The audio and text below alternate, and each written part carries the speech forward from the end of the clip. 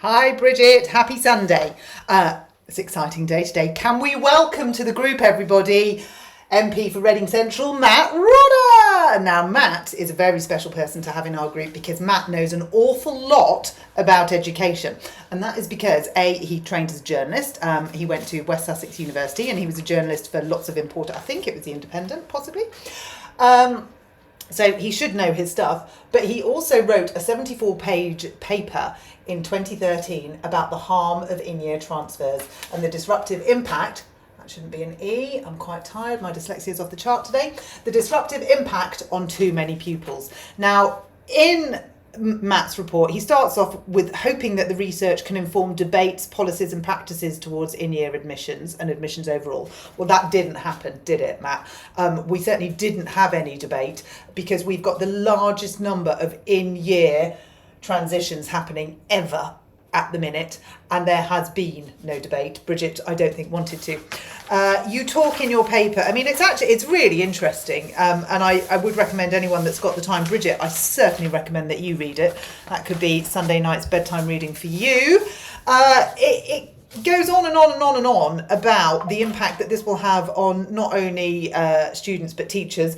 The National College for School Leadership was quoted as saying, meeting the learning needs of pupils in England who join and leave schools at various points in the year, termed mobile pupils in this paper, is a significant challenge which has important educational leadership implications. And I mean, yes, of course it does.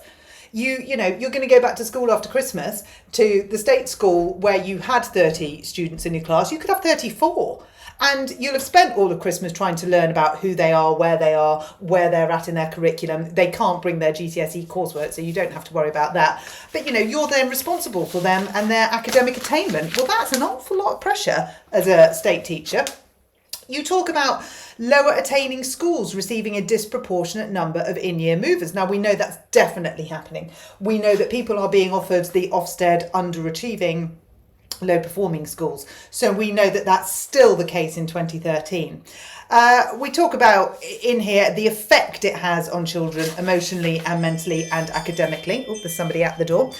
And it says the responsibility for coordinating in-year admissions has transferred from local authorities to the growing number of schools that are their own admissions authorities. Now, we know that's happening. We know that the local authority is not working with parents at the minute. And there's several trains of thought about this, but mainly it is from the parents that are trying to get a place. The local authorities have no idea, and they don't want you to know that there are no places, which seems very much like a cover-up. We're going to go into that next week because there's something dodge going on with the local authority figures. But back to tonight, because we've got to make it brief, because I've got sausages and mash to cook and two very hungry children. Matt, question for you, which, I mean, if you can get this into us by tonight, that's perfect, but we'll accept it for tomorrow. Why have you not spoken about this since Bridget introduced her VAT bill? Why have you not shown her your paper, and why have you not raised your concerns in the Commons?